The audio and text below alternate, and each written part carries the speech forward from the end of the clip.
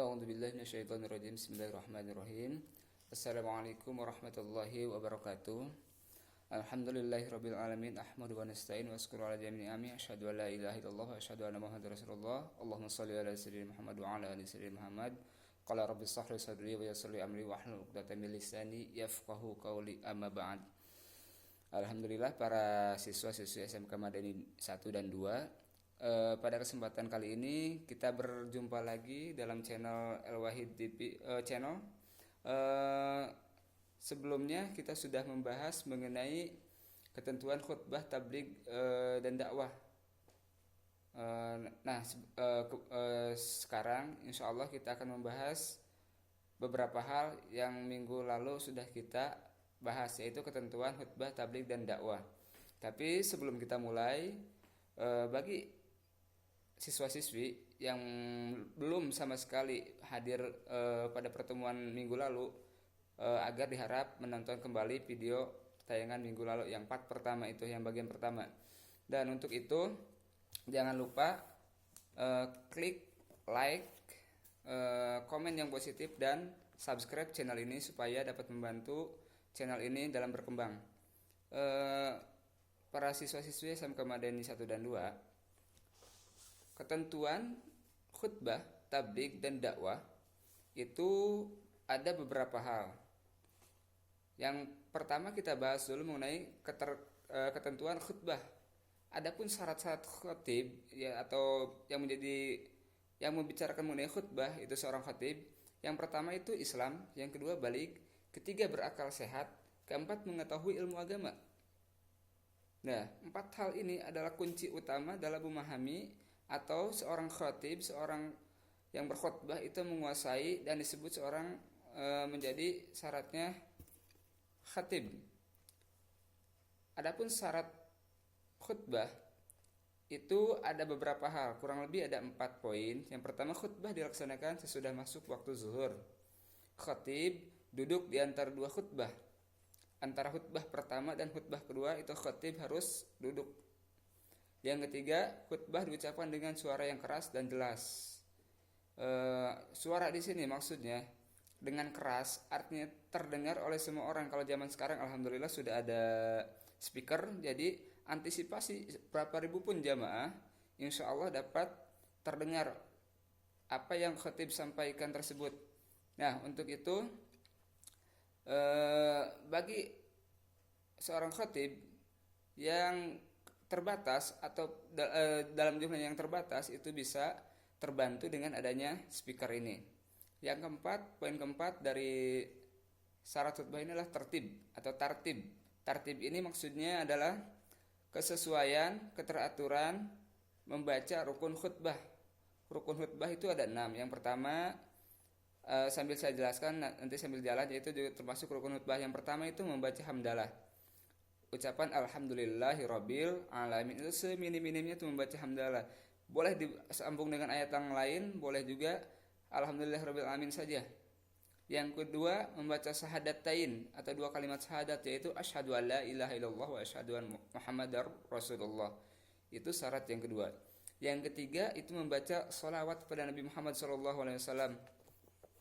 Sholawat di sini boleh pemakaian teman-teman semuanya, baik itu yang pendek maupun yang panjang, silakan. Yang keempat, wasiat takwa. Makanya di sini khatib itu sering mengatakan ittaqullah atau ittaqillah haqqa taqatih wa la tamutunna illa wa antum muslimun. Itu termasuk salah satu wasiat mengenai ketakwaan kita terhadap Allah Subhanahu wa taala. Yang kelima, membaca surat Al-Qur'an pada salah satu khutbah. Nah, ini juga biasanya ada khatib yang dilangsungkan dengan wasiat takwa. Ada juga yang membaca surat lain karena kesesuaian antara tema khutbah yang dia sampaikan dengan bacaan Al-Quran itu, dilengkapi juga dengan hadis dari Rasulullah SAW, itu boleh. Yang keenam, berdoa pada khutbah kedua. Nah, yang kedua ini, khutbah kedua ini adalah setelah duduk. Artinya khatib pada khutbah pertama dia berdiri, dia duduk sejenak, dan dari duduk itu dia membaca hamdalah lagi, syahadatain, sholawat, takwa, boleh juga membaca ayat Al-Quran, dan terakhir itu adalah doa. Dan itu rukun khutbah. Ini harus runtut harus tertib. Karena kalau tidak tertib ini akan mengurangi dari syarat dan rukun khutbah itu. Yang poin keenam, poin D itu khutbah, sunnah khutbah. Ada beberapa poin mengenai sunnah khutbah ini. Kurang lebih ada 6 poin.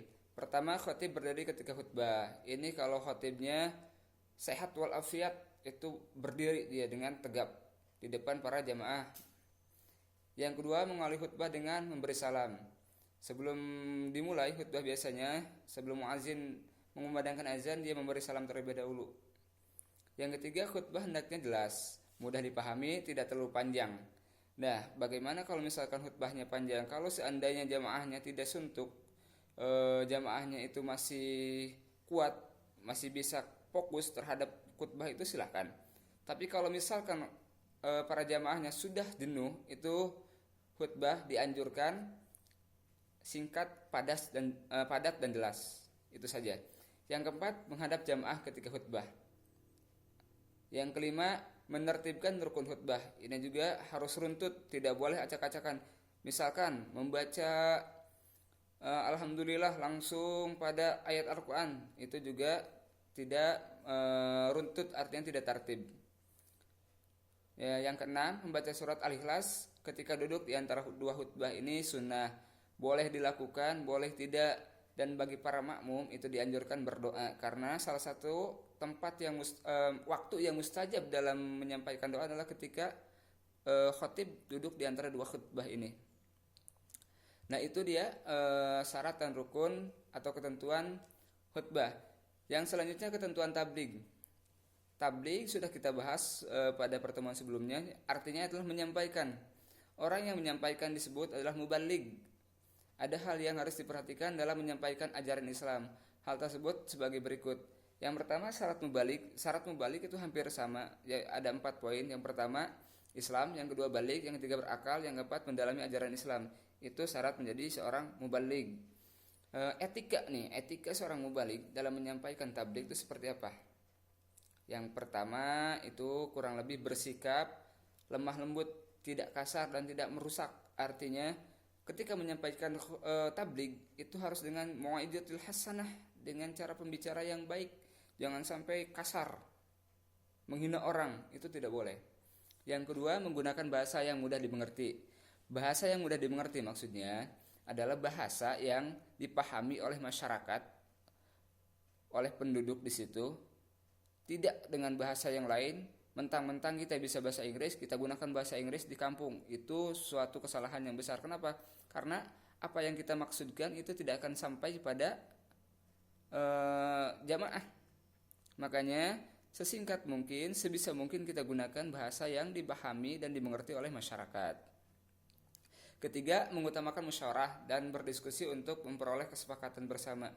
Ini ketika ada hal yang bertentangan atau tidak sesuai dengan isi khutbah, baik itu dari jamaah lain maupun jamaah yang sedang kita ceramahi, itu kita setidaknya bersikap lemah lembut, santun, dan mengutamakan musyawarah. Jangan sampai kita memaksakan ide kita, jangan sampai kita memaksakan ideologi kita kepada orang yang berbeda paham ini. Yang keempat, materi dakwah yang disampaikan harus mempunyai dasar hukum yang kuat dan jelas sumbernya. Maksudnya apa? Maksudnya utamakan ketika kita berdalil itu dari Al-Quran. Yang kedua dari sunnah. Yang ketiga boleh dari ijma, kesepakatan para ulama. Karena para ulama ini banyak mengambil dalil-dalil, baik itu bersumber dari Al-Quran maupun As-Sunnah. Dan itu boleh kita ikuti. Yang kelima, menyampaikan dengan ikhlas dan sabar, sesuai dengan kondisi psikologis dan sosiologis para pendengarnya atau penerimanya. Ini ketika kita menyampaikan tabligh ini harus dengan ikhlas, juga sabar. Kenapa? Karena masyarakat kadang-kadang cenderung ketika kita tidak sabar, ustadznya saya tidak sabar, apalagi saya jamaahnya gitu istilahnya. Sehingga kita sebagai mubaligh itu dituntut untuk berlaku ikhlas dan sabar ini. Yang keenam, tidak menghasut orang lain untuk bermusuhan. Maksudnya bermusuhan di sini adalah tidak menghasut orang lain untuk berbuat kezaliman dengan ucapan yang kita sampaikan. baik itu permusuhan, merusak, berselisih, dan mencari-cari kesalahan orang lain. Jangan sampai kita punya dendam dengan orang lain. Naudzubillah, misalkan seorang mubalik itu punya dendam, tapi insya Allah seorang mubalik itu tidak pernah punya rasa dengki di hatinya. Insya Allah seorang mubalik itu bersih hatinya. Dan di sini juga termasuk etika dalam menyampaikan tabligh. Itu etika dalam menyampaikan tabligh. Yang ketiga, ketentuan berdakwah. Dakwah itu sudah kita sampaikan juga pengertiannya. Dakwah artinya mengajak. Orang yang melaksanakan dakwah disebut dai, dan orang yang didakwahi disebut mad'u. Nah, di sini ada dua cara dalam berdakwah, yaitu dengan cara lisan, seperti saya menyampaikan ini kepada siswa-siswi bahwa dengan lisan ini adalah dakwah paling umum, paling biasa dilakukan oleh seorang dai atau seorang mubaligh, atau kita kenal dengan dakwah bil lisan. Dan yang kedua dengan perbuatan, dakwah bil hal. Nah, dengan perbuatan ini kadang-kadang itu paling susah. Kenapa? Karena seorang dai itu perilaku dia sehari-hari itu akan ditiru oleh para mad'unya. Ketika dia positif, selalu melakukan hal-hal yang baik, insya Allah akan ditiru oleh para jamaahnya atau para mad'unya dengan hal-hal yang baik. Nah, ini makanya ada dua ketentuan. Ketika Rasulullah SAW berdakwah juga sama. Beliau itu melakukan dengan lisannya dan dengan perbuatannya. Makanya Rasulullah itu adalah suri tauladan, sebaik-baik suri tauladan bagi seluruh umat manusia. Karena beliau itu sebelum orang melakukan, beliau dulu yang menjadi contoh sebagai uswah.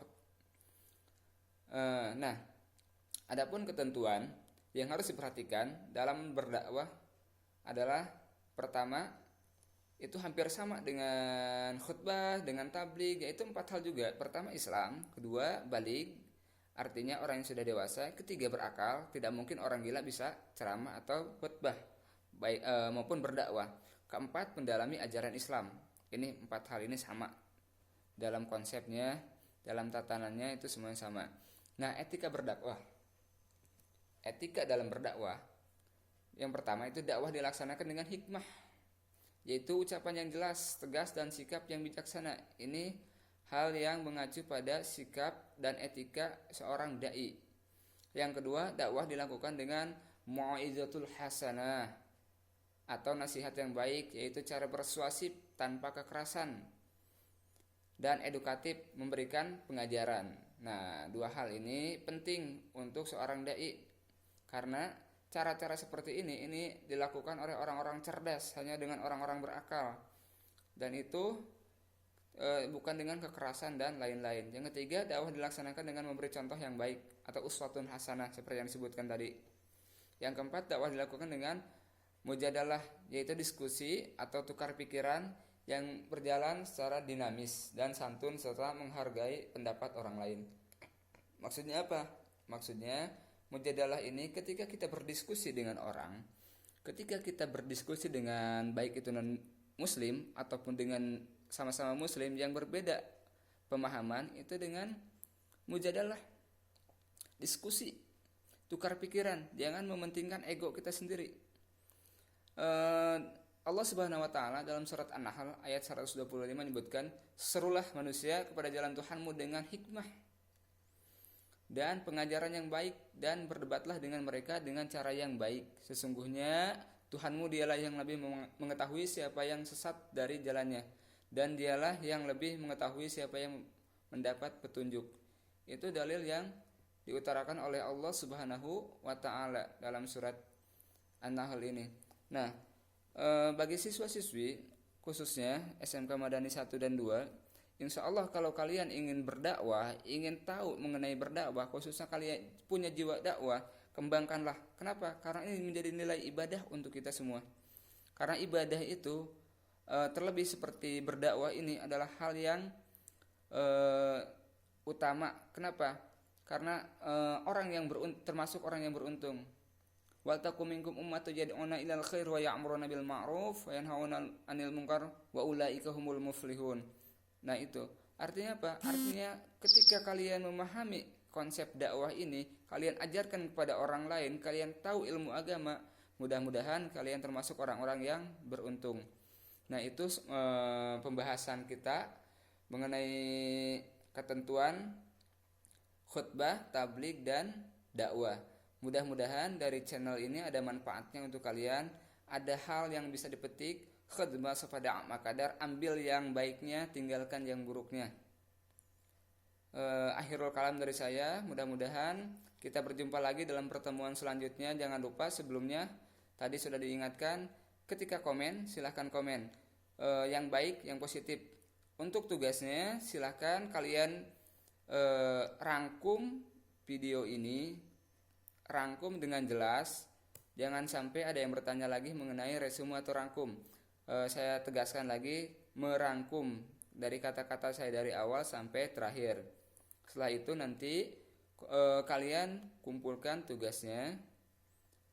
Dan untuk absen, kalian seperti biasa komen di bawah kolom ini, di bawah kolom video ini. Nanti kalian satu persatu nama dan kelas.